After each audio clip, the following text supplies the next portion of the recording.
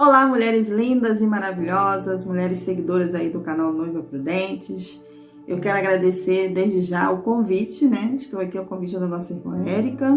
Essa bênção de Deus que Jesus me apresentou aí, né? Tem pessoas que Deus nos apresenta e a bênção da nossa vida.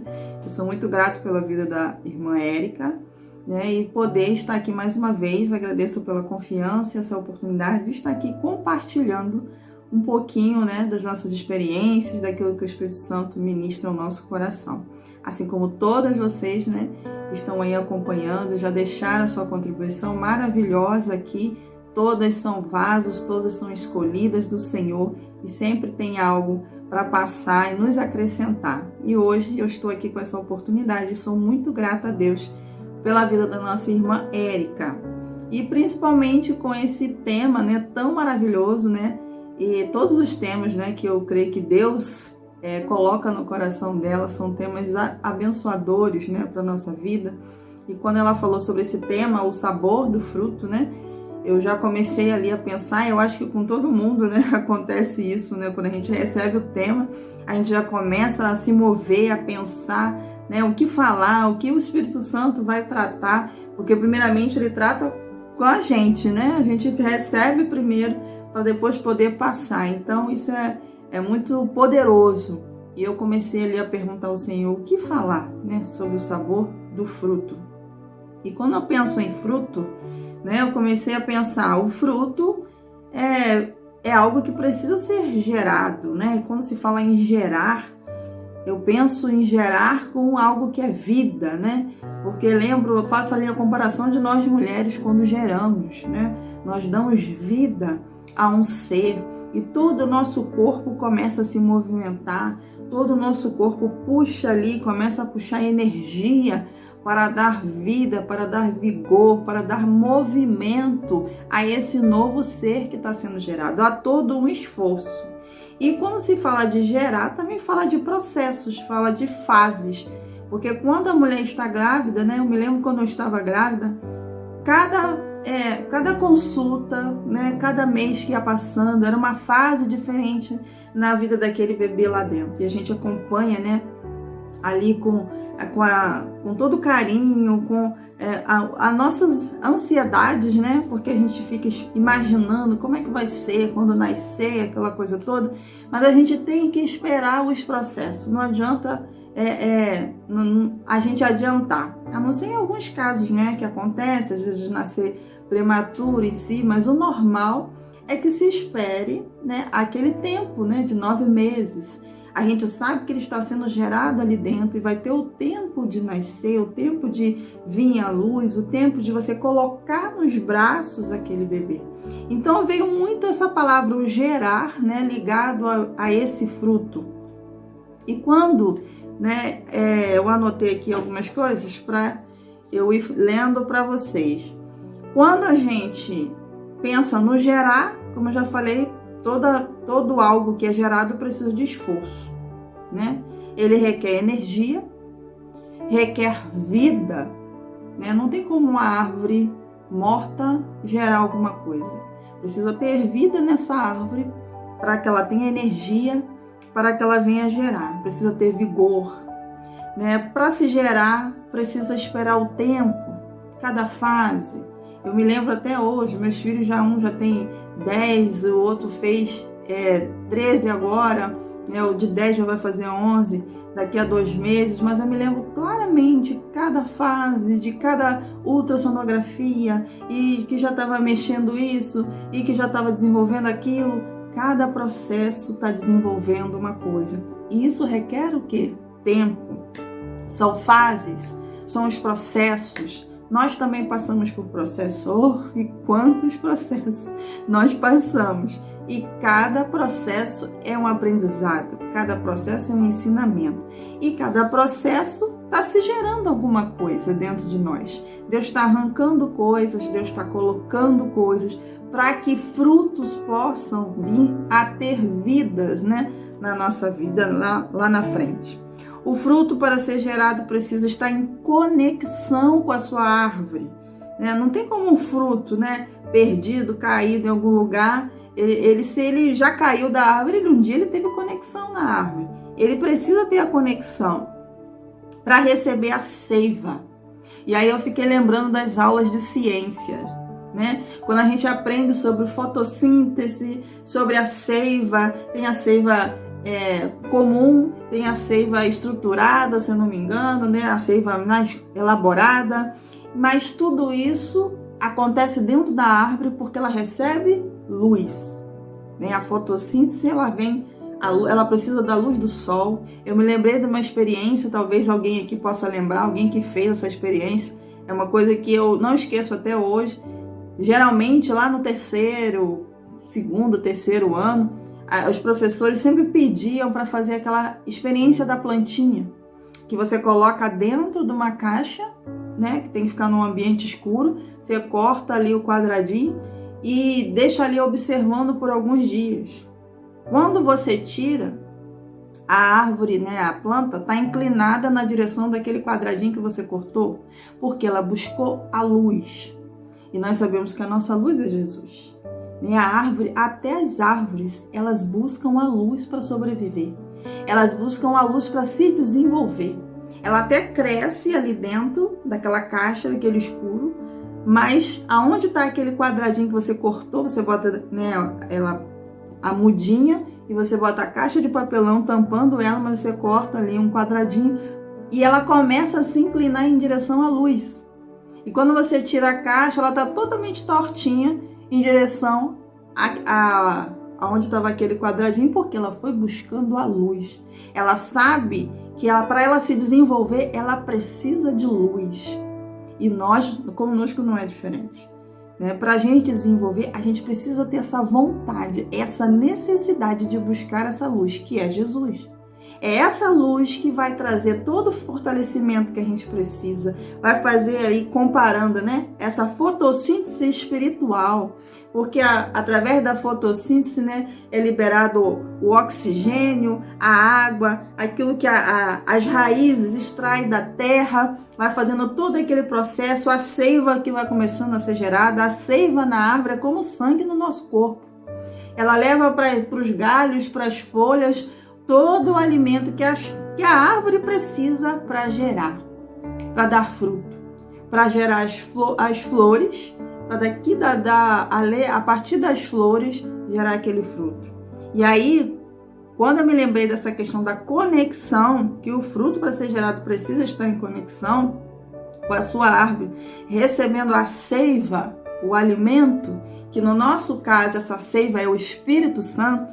Eu me lembrei ali da passagem, né, de João 15, no capítulo 15, versículos 5 e 7. Eu sou a videira, vós as varas. Quem está em mim e eu nele, esse dá muito fruto, porque sem mim nada podeis fazer.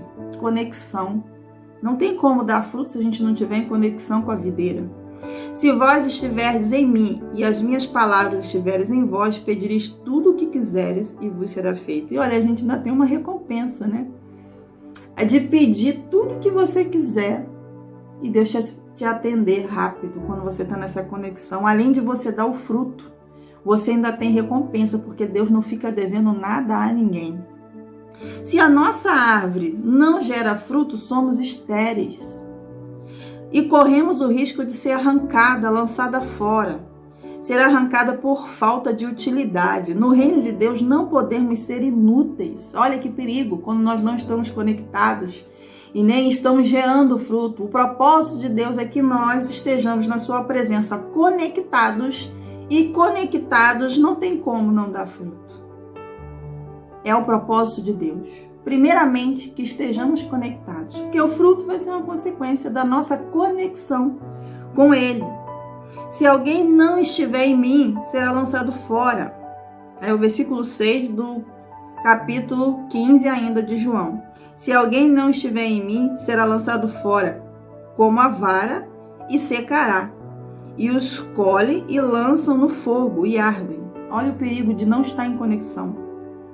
Não é só de não dar fruto, é de ser descartado pelo próprio Senhor. Isso é muito perigoso e triste, né? Que Deus nos livre disso, que nós não venhamos experimentar esse descarte de Deus, não só por não dar fruto, mas por não estar conectado com ele. Assim como a figueira, que vive só com folhas, né? Aquela figueira lá, que nós vemos lá na passagem, né? Que Jesus foi lá procurar um alimento e ela não tinha fruto e ele lançou ali uma maldição e ela foi totalmente seca. Por quê? Ela vivia de aparência. Porque a figueira, primeiro aparece o fruto e depois vem as folhas, né? A árvore da figueira, ela é diferente. Na maioria dos casos, primeiro aparecem as flores para depois vir o fruto, né? Já no caso da figueira, ela brota o figo primeiro e depois vem as folhas. Então, automaticamente, se tem folha, é porque já tinha fruto. Mas quando Jesus chegou perto, ele não achou o fruto, ele só achou folha. É aquela história, né? De longe parece muito bonitinho, muito perfeito, as folhas estão até bonitas. Mas quando a gente chega perto, no conviver, no ouvir, o falar das pessoas, é que a gente vê que realmente, no comportamento, vai revelar se realmente há fruto ou não. Ou seja, às vezes, quando a gente não tem muito convívio, a gente vê a distância, é só aparência. As folhas estão até verdinhas, dá até sombra. Mas o reino de Deus não se baseia em sombra. Deus não nos chamou só para dar sombra. Deus nos chamou para dar fruto, e fruto é alimento.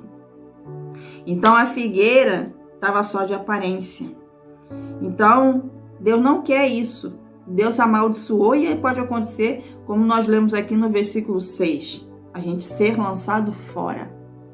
Deus não nos quer que sejamos só sombra ou aparência, né? Como eu já falei, com folhas bonitas, precisamos gerar fruto, alimento. Os nossos processos geram fruto para alimentar a outros, edificar a fé dos outros, ser referência de Cristo para outros, que possamos estar gerando fruto bom, doce e apreciável ao paladar.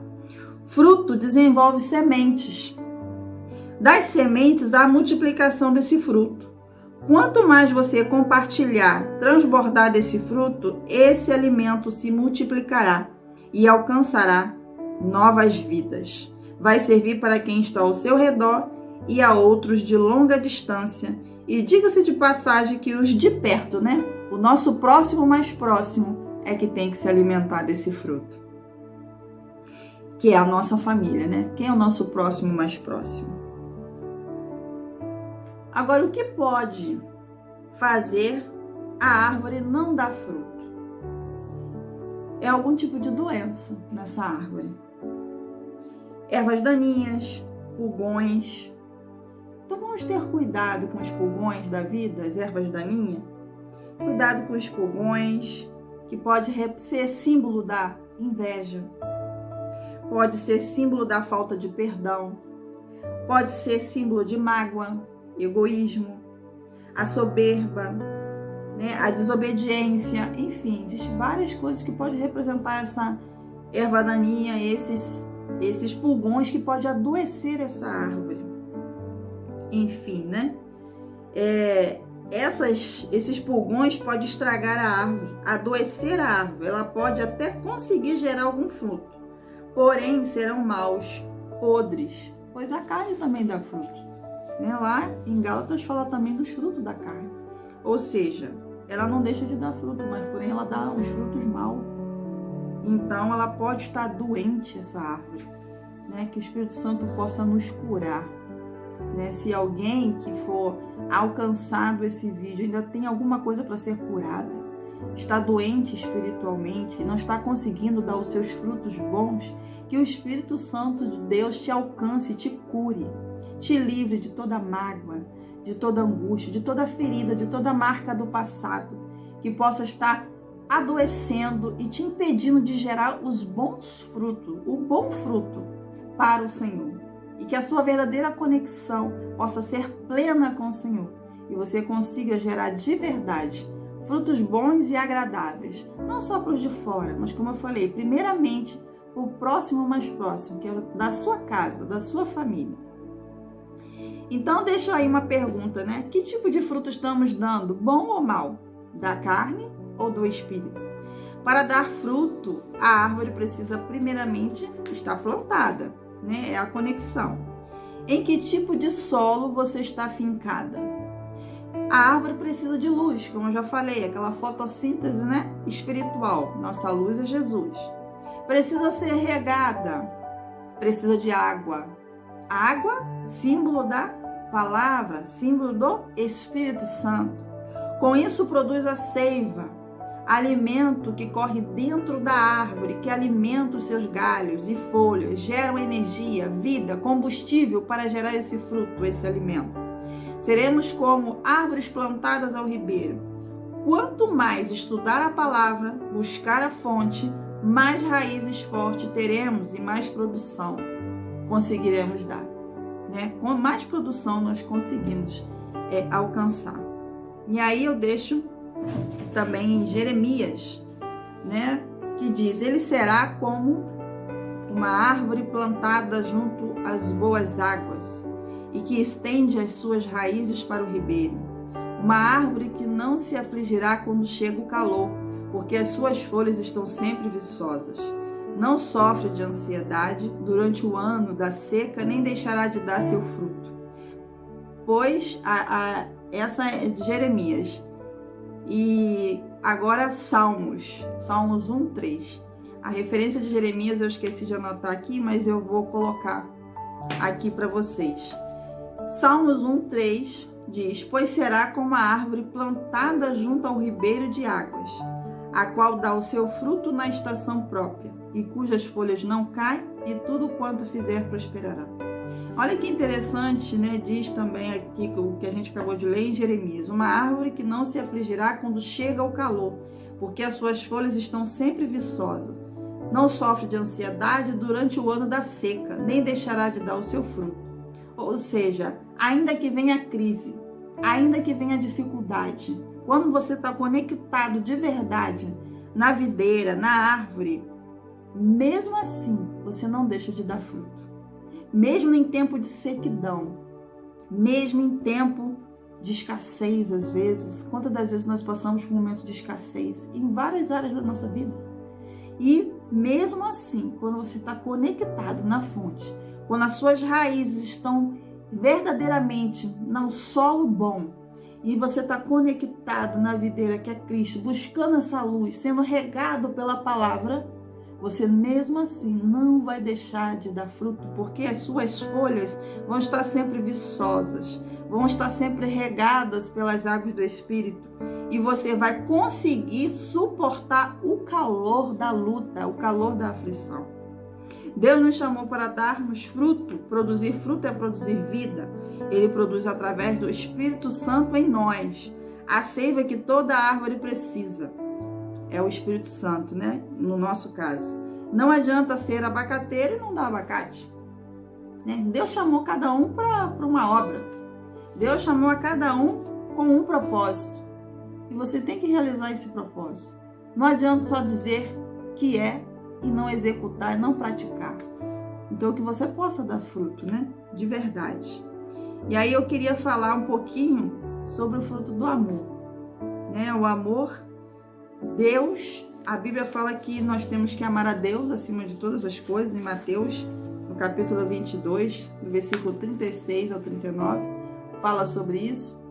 E um dos primeiros princípios sobre o amor é que nós temos que amar a Deus acima de todas as coisas. E depois amar o seu próximo como a ti mesmo. Até para a gente praticar, né, esse fruto, nós temos que ter sabedoria. Quantas das vezes a gente ama demais o nosso próximo e nos anulamos? E Deus não é isso que Deus nos ensina. Quantas das vezes nós acabamos amando coisas no lugar de Deus? E a gente precisa ter cuidado com isso. Então, não tem como produzir fruto se Deus não estiver em primeiro lugar na nossa vida. Ele é primordial, ele é prioridade. Se aquele que entende de amor não for a sua prioridade profunda, não tem como dar fruto, não tem como gerar esse fruto que é a base de todos os outros frutos que a gente conhece. Tudo começa pelo amor. Amar é se entregar, renunciar, é não pensar só em si, não ser egoísta, só pensando em benefício próprio. Não amar coisas, mas amar pessoas. Não tem como amar a Deus e a Mamon, né? Não podemos fazer isso. E quando amar pessoas, não se anule. Ame em igualdade, na mesma proporção. Ame ao próximo como a ti mesmo. Nós mulheres corremos o risco, né? Muitas das vezes, de amar tanto o marido, tanto o filho, tanto isso, tanto aquilo, e esquecermos de nós. Nós estamos praticando o fruto direito do amor. A Bíblia é bem clara. Amar a Deus acima de todas as coisas é um triângulo, né? O triângulo do amor. Vou tentar colocar uma imagem aqui, que eu até fiz para a gente visualizar isso. O triângulo do amor. Deus acima de todas as coisas. Esse não pode, o lugar dele não pode estar dividido com ninguém. E o próximo, como a ti mesmo, ou seja, em igualdade. Eu não posso amar mais o outro do que a mim mesmo, senão eu estou amando errado, eu estou me anulando. E Deus não fala para a gente amar dessa forma. Se eu me amo, eu também tenho que amar o próximo. Se eu amo o próximo, eu tenho que me amar da mesma proporção. E aí eu tinha escrito um texto sobre amor, antes mesmo da Érica me fazer esse convite. Eu tinha feito um texto, tinha anotado, tinha guardado. E eu quero ler esse texto agora para vocês que são casadas, para vocês que estão esperando no Senhor, para vocês que compartilham a vida com outra pessoa, porque quando falamos de amor, a gente fala de amor pelo próximo, pela família, pelos filhos e também pelo cônjuge, né?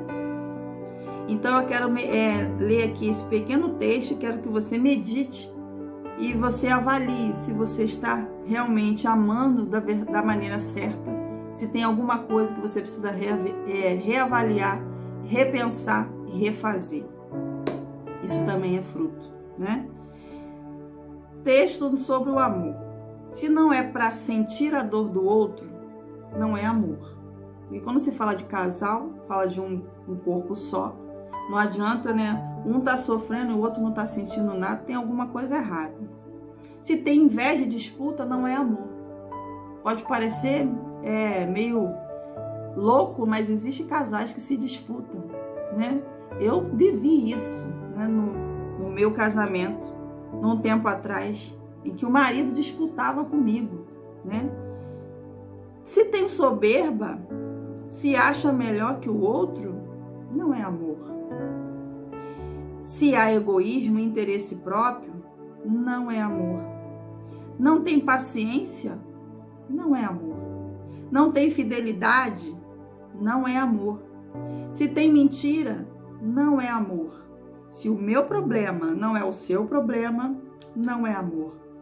Né? Quantos casais, né? Eu ouço muito mulheres em que parece que elas estão sozinhas dentro de casa, num problema, e o outro fica, né, como se nada tivesse acontecendo.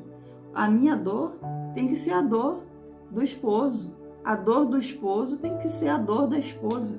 Então, se a dor do outro não é minha dor, não é amor. Se o problema dele não é o meu problema, não é amor. Se não tem empatia, não é amor. Se age com injustiça, não é amor. Se não há parceria nem cumplicidade, não é amor. Se é sempre eu e não nós, não é amor. Se o prazer é só para um e o prazer do outro não interessa, não é amor. Se o dinheiro não é nosso, não é amor. Se a culpa é sempre do outro, não é amor. Se meu sofrimento não te faz sofrer, não é amor.